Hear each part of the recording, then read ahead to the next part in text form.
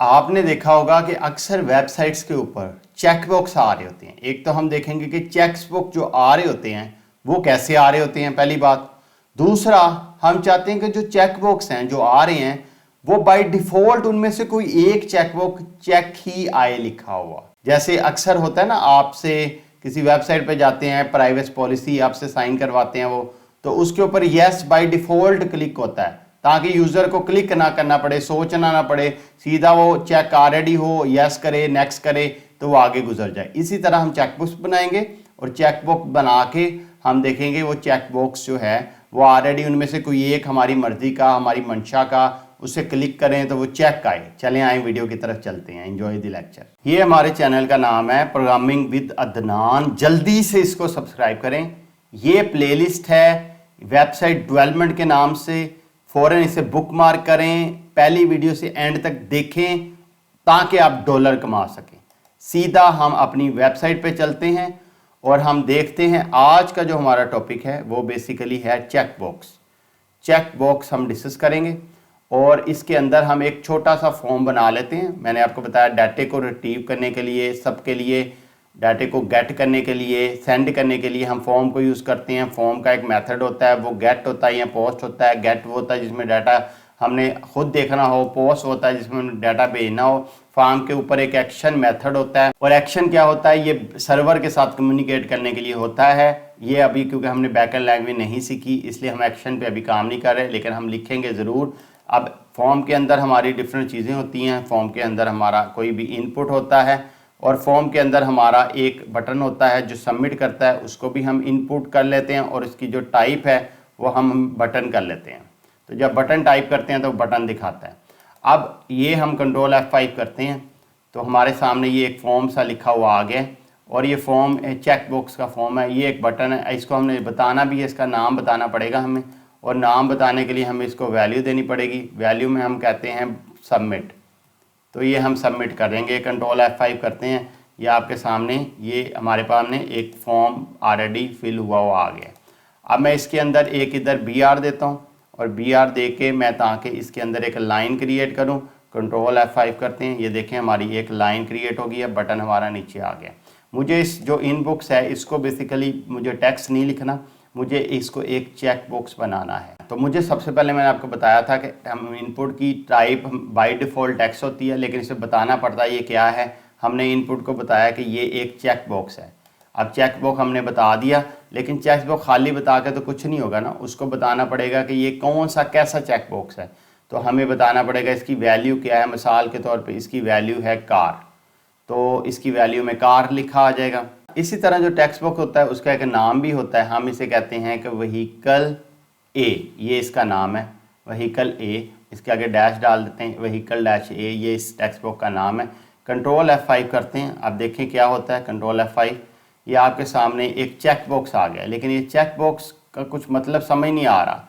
Check box के पीछे एक वैल्यू भी आ गई है, यानी सिस्टमेटिकली इसको पता चल गया। अगर मैं इसको इंस्पेक्ट करूँ जाके तो ये हमारा एक चेक बॉक्स आ गया। ये देखें चेक बॉक्स है ये वाला, इसके अंदर देखें वैल्यू भी लिखी आ रही है कार, इसका नाम भी आ रहा है व्हीकल ए, सारा कुछ आ रहा है, प्रोग्रामेटिकली सारा कुछ आ रहा है। सामने कुछ पता नहीं चल रहा क्या है, उसके लिए सामने पता चलाने के लिए हमें ये BR का टैग ज़रा हटाना पड़ेगा और इसके आगे एक लेबल का टैग होता है। लेबल का टैग किसी भी चीज़ को हाईलाइट करने के लिए होता है, बताने के लिए होता है कि ये क्या चीज़ है।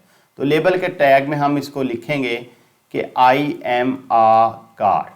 ये हाँ I am a कार हमने लिख दिया है। अब हम कंट्रोल F5 करते हैं। अब इसको ज़रा गौर करें तो आपके सामने एक चेक बॉक्स आ गया, उसके आगे लिखा है I am a कार। ये सबमिट के बटन को मैंने नीचे करना है, इसलिए मैं इधर एक BR लगा देता हूँ ताकि ये मेरा नीचे हो जाए। कंट्रोल F5 करते हैं, ये आपके सामने खुल जाएगा। ये कह रहा I am a कार और ये चेक बॉक्स आ गया, ये सबमिट आ गया। इस पर क्लिक करता हूँ, ये देखें चेक हो रहा है।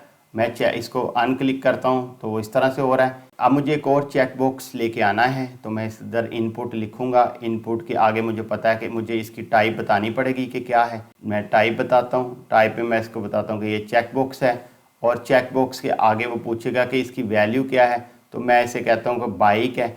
आगे उसको मैं नेम, क्योंकि सेल को मुझे देना पड़ता है, मैं इसे कहता हूँ व्हीकल डैश करके बी, कि ये नेम जो है इसका व्हीकल बी है। आगे में इसका मुझे क्योंकि चेकबॉक्स के आगे उसका नाम भी बताना है ताकि यूज़र को सिलेक्ट करने में पता तो चले ये है क्या। तो नाम बताने के लिए मुझे पता लेबल लगता है, वो कहता है आई एम आ बाइक। अब ये आपके सामने ये 2 हो गए हैं। मैं एक और इसी तरह कॉपी करके इसे कंट्रोल V करता हूँ और इधर मैं इसको लिख देता हूँ आई एम आ स्कूटर। तो ये मैंने स्कूटर लिख दिया है। व्हीकल इसका नाम मुझे डिफरेंट करना पड़ेगा, व्हीकल C है, आई एम आ स्कूटर। तो ये मैंने लिख दिया। अब ये 3 आगे हैं, लेकिन मुझे इसके अंदर BR देनी पड़ेगी इधर। ये जैसे मैंने BR दी ताकि वो एक लाइन पे ना आए, तो BR मुझे किधर देनी है, इसके बाद देनी है, इधर भी देनी है, इसके बाद देनी है। कंट्रोल F5 करते हैं। ये देखें आपके सामने 3 चेकबॉक्स आ रहे हैं, आई am a car, I am a bike, I am a scooter. मैं जिसको क्लिक करता हूँ वो क्लिक होने दे रहा है, मैं दोनों को करता हूँ, तीनों को करता हूँ, वो तीनों को मुझे क्लिक करने दे रहा है। तो अभी मैं चाहता हूँ कि ये जो आई एम अ बाइक है, नॉर्मली सबके पास बाइक ही होता है, कार सबके पास नहीं होती। इसलिए यूज़र का टाइम बचाने के लिए अक्सर यूज़रों के पास बाइक ही होगा। तो मैं चाहता हूँ ये चेक किया है ताकि वो सीधा सबमिट कर ले। अगर किसी के पास कार है तो इसको चेंज करके कार पे चले जाए। तो इसलिए मैं फैसिलिटेट करने के लिए इसको ऑलरेडी मैं चाहता हूँ कि ये चेक की रहे। तो मैं इधर एक सिंपल सा कॉलम यूज़ करूँगा। ये बाइक का जो मेरा इनपुट है, ये मेरा बाइक का इनपुट है ना, ये वाला आ रहा है। इसके आगे मैं एक लिखूँगा चेक्ड। बस ये मैंने जैसे ही चेक पे क्लिक करना है, कंट्रोल F5 किया क्योंकि मैं वो लैपटॉप से यूज़ कर रहा हूँ। ये देखें अब मेरे पास I am a bike already checked आ गया है, मुझे कुछ करना नहीं पड़ा, सिंपल सीधा वो सबमिट करके आगे जा सकता है। इसी तरह प्राइवेसी पॉलिसी होती है ना अक्सर, और प्राइवेसी पॉलिसी के ऊपर ऑलरेडी चेकबॉक्स लिखा होता है। जैसे मैं आपको भी दिखाता हूँ सिंपल सा। ये एक मैं इसको रिमूव करता हूँ और इधर मैं लिखता हूँ P का टैग लेता हूँ और इसके अंदर मैं लिखता हूँ, इधर मैं एक H1 का टैग ले लेता हूँ, H1 का, इसमें मैं लिखता हूँ प्राइवेसी पॉलिसी।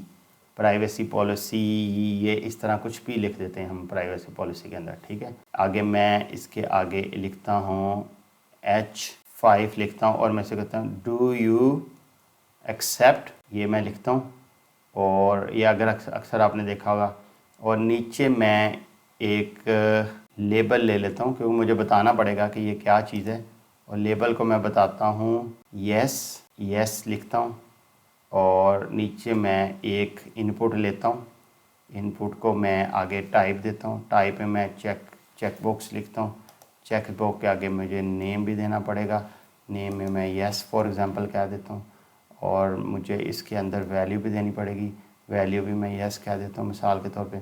अब मैं चाहता हूँ ये बॉक्स ऑलरेडी चेक्ड ही आए क्योंकि यूज़र को ज़्यादा टेंशन ना लेनी पड़े। कंट्रोल F5 करता हूँ और ये देखें आपके सामने ये प्राइवेसी पॉलिसी आ गई। ये देखें ऑलरेडी यहाँ पे यस लिखा गया। अब नेक्स्ट करेंगे तो ऑटोमेटिकली वो आपको सबमिट करेगा। ये अक्सर ही जो आपने एग्री करते हैं पॉलिसीज़ में उन पर ऑलरेडी यस लिखा ही आ रहा होता है, अनलेस कि आप इसको अनचेक ना करें तो ये बाय डिफ़ॉल्ट चेक आता है। ये बहुत यूज़फुल फीचर है। कोशिश करें कि डेली ना, अगर तो आप फुल टाइम कर रहे हैं तो 4 घंटे से ऊपर दें, लेकिन अगर आप कोई जॉब शॉप कर रहे हैं ना तो कोशिश करें अपनी जो IT को ना मिनिमम शाम को आके 1.5-2 घंटे दे दें। और 1.5-2 घंटे से ही आपको बहुत ज़्यादा फ़र्क पड़ जाएगा। और ये बड़ी ज़बरदस्त स्किल है, मैं आपको बता रहा हूँ। मिलते हैं नेक्स्ट लेक्चर में। कोई कमेंट हो ज़रूर बताइएगा। Thank you so much.